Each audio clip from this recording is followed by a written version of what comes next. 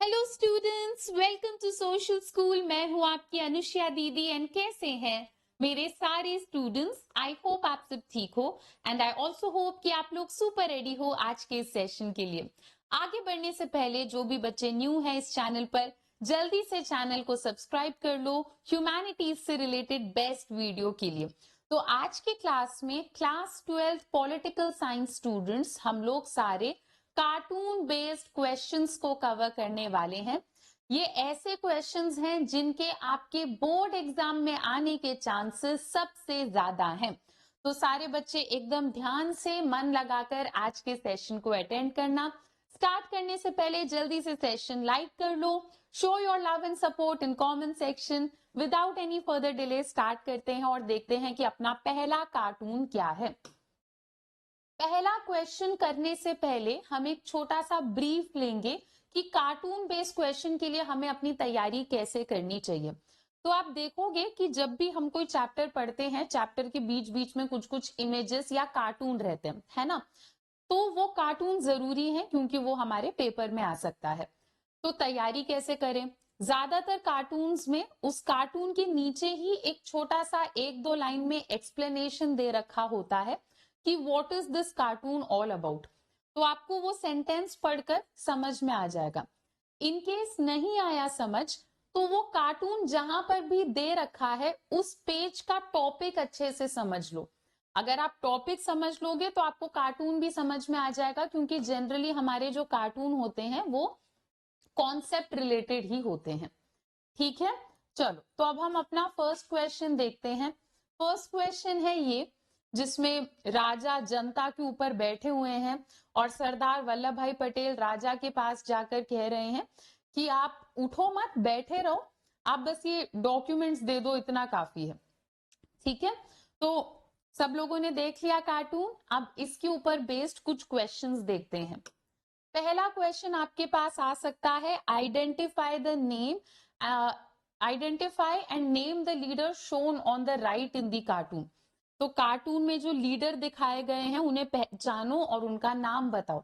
तो कौन है? सरदार वल्लभ भाई पटेल। हमें पता है प्रिंसली स्टेट को यूनाइट करने में उन्हीं का रोल था। Next, what type of relation does cartoon indicate between people and ruler? इस कार्टून के हिसाब से जनता और राजा का कैसा रिलेशन रहा होगा?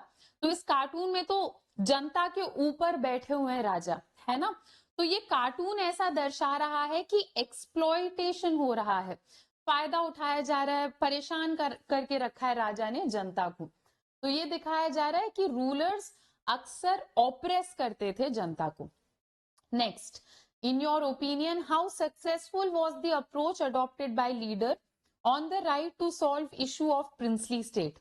कह रहे हैं आपके अंदाजे से जिस लीडर को दिखा रखा है वो लीडर कितने सक्सेसफुल रहे होंगे प्रिंसली स्टेट के इशू को सॉल्व करने में। तो सरदार वल्लभ भाई पटेल के बारे में तो हमें पता है, वो बहुत ज्यादा सक्सेसफुल थे। हम लोग अक्सर ऐसा कहते हैं कि इंडिया यूनाइटेड ही उनके एफर्ट्स की वजह से रह पाया। तो आप बोलोगे कि काफी ज्यादा सक्सेसफुल थे प्रिंसली स्टेट को इंडिया में पार्ट बनाने में। ठीक है, आगे नेक्स्ट क्वेश्चन देखते हैं बच्चों, पर उससे पहले एक अनाउंसमेंट है।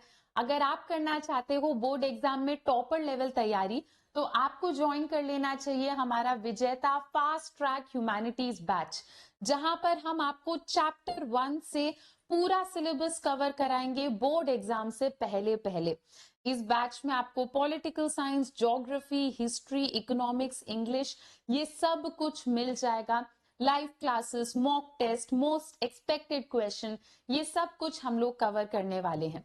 बैच को ज्वाइन करने का लिंक इसी वीडियो के डिस्क्रिप्शन में है, उस डिस्क्रिप्शन के ऊपर क्लिक करो, आपको एक लिंक दिखेगा, उस लिंक के ऊपर क्लिक करो, आपसे आपका फोन नंबर मांगा जाएगा, फोन नंबर डाल दो, फोन पे एक ओटीपी आएगा, ओटीपी डाल दो, फिर ये पेज ओपन होगा। इस पेज में आपको सेलेक्ट करना होगा कि आपको हमारा बैच कितने मंथ्स, कितने ड्यूरेशन के लिए चाहिए, और उसके बाद यहां पर आपसे एक रेफरल कोड मांगा जाएगा। रेफरल कोड में आपको लिख देना है अनुष्या, ANUSHYA। अन अकेडमी में तुम्हारी दीदी का नाम चलता है, जैसे ही तुम अनुष्या लिखोगे तुम्हें सबसे ज्यादा डिस्काउंट्स मिलेंगे। उसके बाद प्रोसीड टू पे के ऊपर क्लिक करो, अपना पेमेंट करो और आपको हमारी क्लासेस दिखने लग जाएंगी। इजी। चलो आगे बढ़ते हैं, नेक्स्ट क्वेश्चन पर आ जाओ। नेक्स्ट क्वेश्चन में क्या है, ये दो लोग इन दो लीडर्स को देखकर कह रहे हैं कि ये गवर्नमेंट के पार्ट तो नहीं बने पर ये गवर्नमेंट को बाहर से सपोर्ट कर रहे हैं, है ना। आपको याद होगा ये कार्टून। अब इस कार्टून से रिलेटेड हम क्वेश्चन देखते हैं। अगर आप कार्टून को आराम से देखना चाहते हो तो आप यहाँ पर वीडियो को पॉज करके आराम से कार्टून को देख लो, उसके बाद हम एक एक करके क्वेश्चंस करते हैं। पहला क्वेश्चन है, identify the puppeteer pulling string and the political party they belong to. Puppeteer मतलब जो कठपुतली को खींच रहा ऊपर से। तो पहचानो कि कौन ऊपर की तरफ दो लोग कौन बैठे हैं और वो कौन से पार्टी से हैं।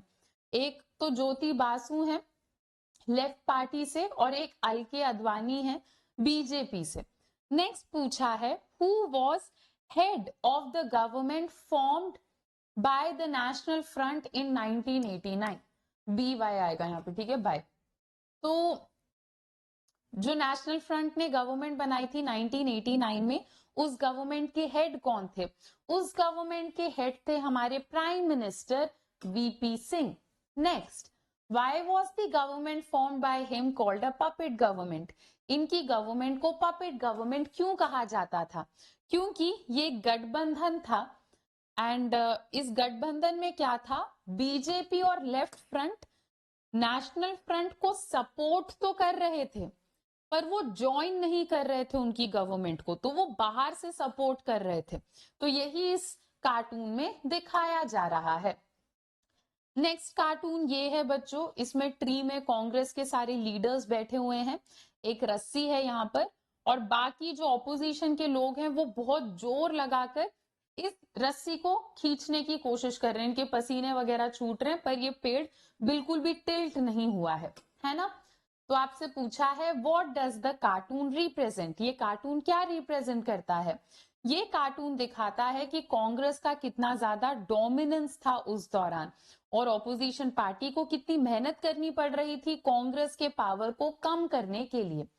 What does tug of war refer to. Tug of war का क्या मतलब है? टग ऑफ वॉर मतलब ऑपोजिशन पार्टी कांग्रेस को कमजोर करने के लिए जो भी एफर्ट लगा रहे थे, कांग्रेस को क्रिटिसाइज करना, कांग्रेस के वीकनेस को मेंशन करना, ये सब। Who has been shown on branches of tree. Tree के ब्रांच में कौन बैठा है? पंडित जवाहरलाल नेहरू और साथ ही साथ उनके कैबिनेट, उनके कलीग्स बैठे हुए हैं। नेक्स्ट, जरूरी नहीं है कि हर बार कार्टून ही आए, ये एक इमेज है, इमेज बेस्ड क्वेश्चन भी आ सकता है, ठीक है। आराम से अगेन वीडियो को पॉज कर कर आप चाहो तो इस इमेज को देख सकते हो। अब हम इससे रिलेटेड क्वेश्चंस को करना स्टार्ट करते हैं। ओके, पहला क्वेश्चन है, इस पिक्चर के दो मेन पर्सनालिटीज कौन है? इंदिरा गांधी और जुल्फिकार अली भुट्टो, ठीक है। ये कौन से पेपर में साइन कर रहे हैं? ये शिमला अग्रीमेंट, इंडिया पाकिस्तान के वॉर के बाद शिमला अग्रीमेंट के ऊपर दोनों साइन कर रहे हैं ताकि इंडिया और पाकिस्तान के रिलेशन फिर से नॉर्मल हो जाए। What do you know about it? Shimla agreement के बारे में आपको क्या पता है? ये इंडिया और पाकिस्तान ने 3 जुलाई 1972 को साइन करा था। ये क्यों साइन किया गया था? क्योंकि 1971 में बांग्लादेश इशू को लेकर पाकिस्तान और इंडिया के बीच में वॉर हुआ था। उस वॉर के बाद इंडिया और पाकिस्तान के बीच में सिचुएशन नॉर्मल करने के लिए हमने इस अग्रीमेंट को साइन करा था। नेक्स्ट, आया राम गया राम हाय राम, ये अमूल का एक कार्टून है, ठीक है। इससे रिलेटेड क्वेश्चन करते हैं। पूछ रहे हैं किस ईयर की बात हो रही है इस कार्टून में? इस कार्टून में 1967 की बात हो रही है। नेक्स्ट क्वेश्चन, आया राम गया राम जो फ्रेज है ये किसके लिए है और क्यों है? आया राम गया राम फ्रेज हरियाणा के MLA गया राम लाल के ऊपर बनाया गया था, क्योंकि उन्होंने 2 हफ्ते के अंदर अंदर 3 बार पार्टीज को चेंज करके दिखाया, जिस वजह से आया राम गया राम जो स्टेटमेंट है ये डिफेक्शन के लिए यूज होने लग जाता है। है ना, सडनली पार्टी को चेंज करना, वो हम डिफेक्शन कहते हैं। उसी क्वेश्चन में एक क्वेश्चन ये भी आ सकता है कि what is defection, define defection. तो आपको पता होना चाहिए, जब एक इलेक्टेड कैंडिडेट अचानक से अपने पार्टी को छोड़कर किसी और पार्टी में चला जाए तो उसे डिफेक्शन कहते हैं। इजी। नेक्स्ट क्वेश्चन पर आ जाओ, है ना। ये प्रेसिडेंशियल इलेक्शन है 1969 का। इसमें वीवी गिरी जीते थे, तो वीवी गिरी एकदम विनिंग पोज में खड़े हुए हैं और जो दूसरे कैंडिडेट हैं वो गिरे हुए हैं, और इंदिरा गांधी वीवी गिरी को सपोर्ट कर रही हैं तो वो खुश हैं। और पीछे देखो, उन्होंने भी बॉक्सिंग ग्लव पहन रखा है, मतलब उन्होंने भी बहुत फाइट मारा, उन्होंने भी बहुत स्ट्रगल करा इन्हें जिताने में, ऐसा दर्शाया जा रहा है। तो ये कार्टून क्या रिप्रेजेंट कर रहा है? ये कार्टून रिप्रेजेंट कर रहा है 1969 का presidential election. Identify the person wearing garland in winning position. उस पर्सन को पहचानो जिसने फूलों की माला पहनी हुई है और विनिंग पोजीशन में खड़े हैं। वो वीवी गिरी हैं, क्योंकि इस इलेक्शन में वीवी गिरी जीतते हैं। Who is lying on the ground, जमीन पे कौन लाई डाउन कर रहे हैं? एन संजीवा रेड्डी, क्योंकि इस इलेक्शन में उनकी हार हो जाती है। नेक्स्ट 1971 और 1999। 1971 में इंदिरा गांधी अकेले खड़ी है और बीजेपी कांग्रेस को हराने की कोशिश कर रही है, और 1999 में सारे लीडर साथ में खड़े हैं, जो कि एक गठबंधन को दर्शा रहा है, और कांग्रेस इन लीडर्स को हराने की कोशिश कर रही है। ठीक है, क्वेश्चन देखते हैं। What does cartoon indicate? Cartoon क्या दर्शा रहा है? कार्टून दर्शा रहा है कि टाइम के साथ हमारे पॉलिटिक्स में कैसे बदलाव आया। पहले वन पार्टी सिस्टम हुआ करता था, फिर धीरे धीरे मल्टी पार्टी अलायंस सिस्टम, गठबंधन का ट्रेंड आने लग गया। नेक्स्ट कह रहे हैं, जब वन पार्टी डोमिनेंस को दर्शाया जा रहा है तब कौन से पार्टी को दिखाया जा रहा है? इंदिरा गांधी को दिखाया। इंदिरा गांधी मतलब कौन सी पार्टी? कांग्रेस को दर्शाया जा रहा है। ठीक है, नेक्स्ट हिंदी चीनी बाय बाय। ठीक है, बाय बाय लिखा है यहाँ पे। तो ये क्या है? पहले हिंदी चीनी भाई भाई बोलते थे, फिर चाइना ने क्या करा, सडनली हमारे ऊपर अटैक कर दिया, तो उसके बाद ये कार्टून बना कि बस हिंदी चीनी बाय बाय, खत्म। ओके, चलो, what message this cartoon conveys? ये मैसेज, क्या मैसेज कन्वे हो रहा है इस कार्टून से? इस कार्टून से ये दिखाया जा रहा है कि इंडिया और चाइना के रिलेशनशिप में अब टेंशन आने लगे हैं। Which year is being shown here? कौन सी ईयर की बात हो रही होगी? 1962 में ही चाइना ने इन्वेजन करा था, तो 1962 की बात हो रही है। नेक्स्ट, यहां पर जयप्रकाश नारायण बैठे हैं, उन्होंने सेव डेमोक्रेसी का एक बैनर पकड़ा हुआ है। पीछे बहुत हंगामा है, करप्शन है, कोई कानून नहीं मान रहा, वायलेंस है, और यहाँ पे लोग जयप्रकाश के बारे में बात कर रहे हैं कि look, he is trying to subvert democracy. ये डेमोक्रेसी को हटाना चाह रहे हैं, केओस क्रिएट करना चाह रहे हैं और पावर में आना चाह रहे हैं। ठीक है, चलो, तो कह रहे हैं कि सेव डेमोक्रेसी, यहाँ पे आपको दिख रहा है, यहाँ पे लिखा हुआ है इस बैनर में सेव डेमोक्रेसी लिखा है। तो आपसे पहले क्वेश्चन में पूछ रहे हैं जनता पार्टी का स्लोगन क्या था? तो जनता पार्टी का स्लोगन क्या था? Save democracy. ठीक है, next, identify the person sitting on ground. जो इंसान जमीन पर बैठे हुए हैं उन्हें पहचानो, जयप्रकाश नारायण। नेक्स्ट, जयप्रकाश नारायण किस चीज के खिलाफ आवाज उठा रहे थे? करप्शन, वायलेंस, लॉलेसनेस, मतलब कानून ना होना, कानून का ना माना जाना, है ना, ये सब। और सबसे जरूरी क्या था? इमरजेंसी में जो भी चीजें चल रही थी उसके खिलाफ आवाज उठा रहे थे। नेक्स्ट, इंदिरा गांधी से रिलेटेड एक कार्टून है जहां पर उनके पैर ऑलमोस्ट डूब रहे हैं पानी में, और यहां पर लिखा है पॉलिटिकल क्राइसिस। ठीक है, तो आपसे पूछा है when did cartoon appear in newspaper and why? The cartoon appeared few days before declaration of emergency to capture the sense of impending political crisis. ये कार्टून कब आया और क्यों आया? ये कार्टून इमरजेंसी के आने से कुछ दिन पहले रिलीज किया गया था, ये दिखाने के लिए कि देश में टेंशन्स बढ़ रहे हैं, हो सकता है कि गोइंग फॉरवर्ड देश में पॉलिटिकल क्राइसिस स्टार्ट हो जाए। नेक्स्ट, यहाँ पर पॉलिटिकल क्राइसिस का क्या मतलब है? पॉलिटिकल क्राइसिस का मतलब 1977, 1975 इस दौरान देश में काफी सारी दिक्कतें चल रही थी। कांग्रेस धीरे धीरे इमरजेंसी डिक्लेयर कर देता है ना। कांग्रेस थोड़ा डेमोक्रेसी के रास्ते से हटने लग जाता है। तो ये सारा कांग्रेस ने इमरजेंसी के अंडर जो कुछ भी करा वो सब पॉलिटिकल क्राइसिस के कैटेगरी में आ जाता है। नेक्स्ट, यहाँ बहुत सारी पार्टीज हैं, है ना, एसएसपी, ऐसे अलग अलग पार्टीज हैं और ये सब एक साथ बैठे हुए हैं और यहाँ पर लिखा है keep right no left turn. Left turn नहीं लेना, कीप राइट, राइट की तरफ ही रहो। तो आपसे पूछा है what is meant by keep right no left turn. Keep right no left turn का क्या मतलब है? तो कह रहे हैं यूनाइटेड फ्रंट पार्टी जो है it was formed on the basis of non communist ideology. ये जो इनकी पार्टी थी यूनाइटेड फ्रंट पार्टी, ये पार्टी क्या है, ये राइटिस्ट आइडियोलॉजी की थी, है ना, नॉन कम्युनिस्ट आइडियोलॉजी थी इनकी, तो इसीलिए बोला जा रहा है कीप राइट। नेक्स्ट, इस कार्टून में L D, BKS, SSP, BKD का क्या मतलब है? लोक दल, बिहार क्रांति सभा, संयुक्त सोशलिस्ट पार्टी, भारतीय क्रांति दल, ये सब इसका फुल फॉर्म है। नेक्स्ट कार्टून में नेहरू जी जमीन पर बैठे हैं और आसपास लोगों ने नेहरू जी को घेर रखा है। यहाँ पर महाराष्ट्र में अलग स्टेट की डिमांड हो रही है, कर्नाटका, गुजरात, विशाल आंध्रा मूवमेंट, ये सब यहाँ पर लिखा हुआ है। क्वेश्चन है आपका, identify the person in the centre. बीच में जो इंसान बैठे हैं उनको पहचानो, उनके आसपास क्या क्या चैलेंजेस हैं ये बताओ। बीच में जो पर्सन बैठे हैं वो पंडित जवाहरलाल नेहरू हैं। उनके आसपास क्या चैलेंज है कि लोग भाषा के आधार पर सेपरेट स्टेट की डिमांड कर रहे हैं। ये कार्टून असलियत में क्या दिखाता है? ये कार्टून दिखाता है कि भाषा के आधार पर स्टेट रीऑर्गेनाइजेशन करते टाइम हमारे देश में क्या स्ट्रगल चल रहा था। इंडिया ने इस कॉन्फ्लिक्ट को अवॉइड कैसे करा?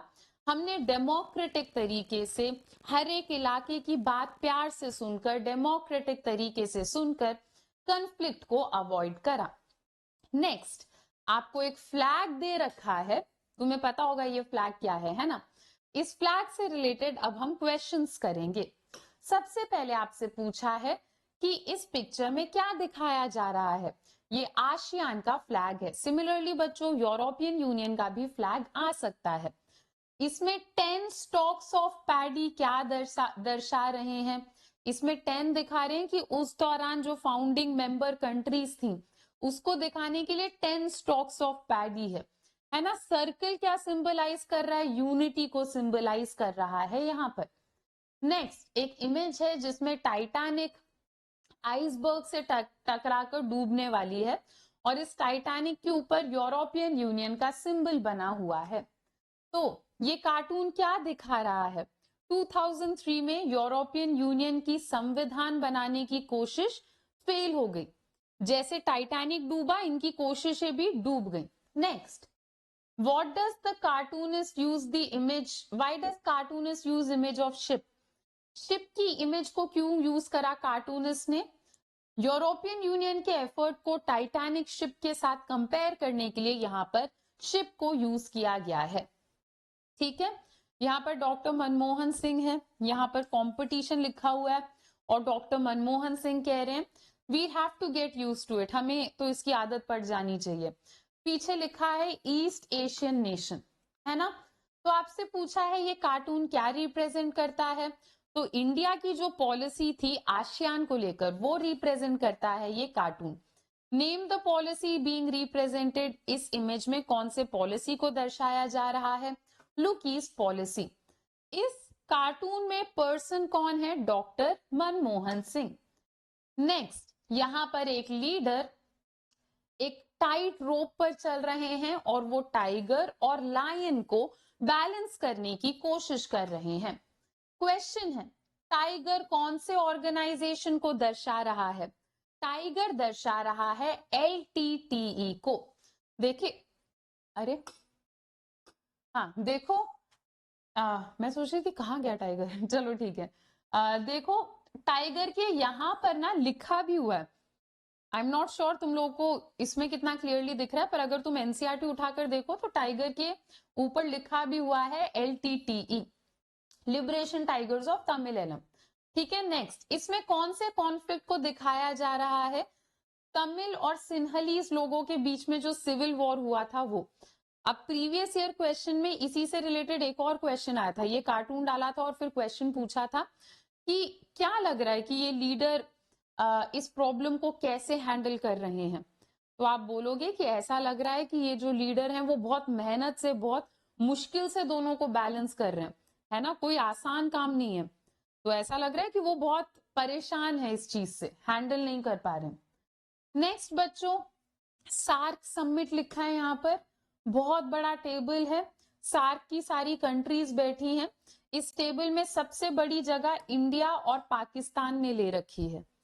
ठीक है, तो आपसे पूछ रहे हैं कि सबसे पहले सार्क का फुल फॉर्म बता दो, south Asian association for regional cooperation. फिर आपसे पूछ रहे हैं कि सार्क कितना सक्सेसफुल रहा है अपने मेंबर स्टेट्स के रिलेशन को मैनेज करने में, है ना। assess success of SARC in improving relation among its member state. SARC provided a platform, कह रहे हैं SARC ने एक प्लेटफॉर्म प्रोवाइड कर दिया जिसके थ्रू मेंबर कंट्रीज अपने ट्रेड रिलेशन और कोऑपरेशन और इंटरनेशनल पार्टिसिपेशन के ऊपर काम कर सकते हैं। SARC ने एक प्लेटफॉर्म प्रोवाइड कर दिया। नेक्स्ट, सीट के प्लेसमेंट से हमें क्या दिखता है? सीट के प्लेसमेंट से हमें इंडिया और पाकिस्तान का इसमें मेजर रोल है, ये दिख रहा है। नेक्स्ट, ग्लोबलाइजेशन चैप्टर से एक क्वेश्चन है। बहुत पहले के टाइम पे जब ग्लोबलाइजेशन ज्यादा फैला नहीं था, तो एक मम्मी अपने बच्चे से कह रही है कि बेटा खाना खत्म कर लो, इंडिया और चाइना में तो बहुत सारे बच्चे हैं जो भूखे हैं। आज के टाइम पर, टुडे, जब ग्लोबलाइजेशन काफी फैल चुका है, तो एक मम्मी अपने बच्चे से कह रही है कि बेटा होमवर्क खत्म कर लो, इंडिया और चाइना में ऐसे बहुत सारे लोग हैं जो आकर तुम्हारे हिस्से की नौकरी ले जाएंगे, है ना, स्टार्विंग फॉर योर जॉब, तो तुम पढ़ाई करो वरना कोई और नौकरी ले जाएगा। तो ये कार्टून क्या रिप्रेजेंट कर रहा है? ग्लोबलाइजेशन रिप्रेजेंट कर रहा है। कह रहे हैं कि फर्स्ट और सेकंड इमेज में डिफरेंस क्या है? डिफरेंस ये है कि एम्प्लॉयमेंट और इकोनॉमी में ग्लोबलाइजेशन की वजह से कितना फर्क आ गया, ये दिखाया जा रहा है इसमें। नेक्स्ट, ये security in the contemporary world का एक इमेज है, जहां पर एक डव है और एक डव को बहुत तेजी से, बहुत जोर से पीस कीपिंग फोर्स के एक सोल्जर ने ऐसे खींच रखा है। आपसे क्वेश्चन पूछा है कि ये पिजन और मैन क्या सिंबलाइज करते हैं? पिजन पीस का सिंबल है ना, और ये जो मैन है, मैन पीस कीपिंग फोर्स या सोल्जर की तरह इसे दिखाया जा रहा है। ये मैसेज क्या कन्वे हो रहा है इस कार्टून से? मैसेज ये कन्वे हो रहा है कि कितनी आयरॉनिकल बात है कि पीस कीपिंग फोर्स को भी हथियार की जरूरत पड़ती है, या फिर शांति बनाए रखने के लिए भी हमें एक फोर्स की जरूरत है।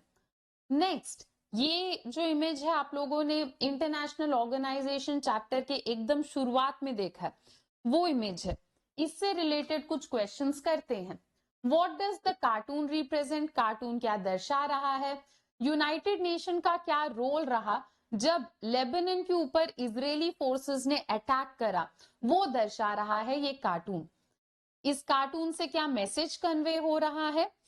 इट कन्वेज कि उस दौरान यूनाइटेड नेशन का क्या रोल रहा, है ना। यूनाइटेड नेशन ने जल्दी से एक्ट अपॉन नहीं करा, यूनाइटेड नेशन ने उतना स्ट्रांगली काम नहीं करा, उतना तेजी से काम नहीं करा, ये इस कार्टून में दर्शाया जा रहा है। नेक्स्ट, ये आप लोगों का environment and natural resource chapter का कार्टून है। ये इस साल के सैंपल पेपर में भी आया है, बिल्कुल आपके बोर्ड एग्जाम में आ सकता है।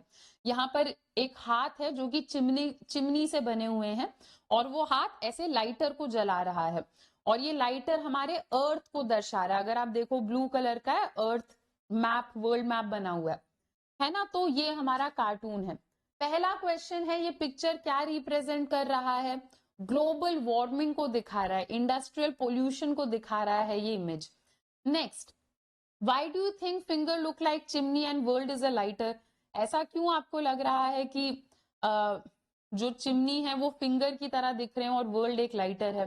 वर्ल्ड लाइटर है ये दिखाने के लिए कि वर्ल्ड गर्म हो रहा है ग्लोबल वार्मिंग की वजह से, और लाइटर के ऊपर हमारा फिंगर रखा हुआ है, मतलब ये हमारे कंट्रोल में है कि हम कैसे ग्लोबल वार्मिंग को रोकेंगे या क्या करेंगे, है ना। और चिमनी ये दर्शा रहा है कि इंडस्ट्रीज का बढ़ना, इंडस्ट्रियल पोल्यूशन का बहुत बड़ा रोल है ग्लोबल वार्मिंग में। तो क्या मैसेज कन्वे किया जा रहा है इस इमेज से कि देश में ग्लोबल वार्मिंग बढ़ रही है, इंडस्ट्रियल पोल्यूशन बढ़ रहा है, और ये हमारे ऊपर है कि हम इसे सॉल्व करेंगे या नहीं करेंगे। इसी के साथ बच्चों, दोनों बुक के जो मोस्ट इंपॉर्टेंट हमारे कार्टून बेस्ड क्वेश्चंस हैं उनको हमने कवर कर लिया है। आई होप आप लोगों को ये सेशन बेनिफिशियल लगा, ताकि आप लोग इसे और अच्छे से रिवाइज कर पाओ। मैं आपको इसके नोट्स हमारे टेलीग्राम चैनल पर भेज दूंगी, आप वहां से भी इसे रिवाइज कर लेना। डन। चलो बच्चों, तो अभी के लिए हम इतना ही करेंगे। अगर आप लोगों को ये सेशन हेल्पफुल लगा तो वीडियो को लाइक जरूर करना। Show your love and support in the comment section. अब हम लोग मिलेंगे अपने नेक्स्ट लेक्चर में। Till then, bye bye, take care and thank you.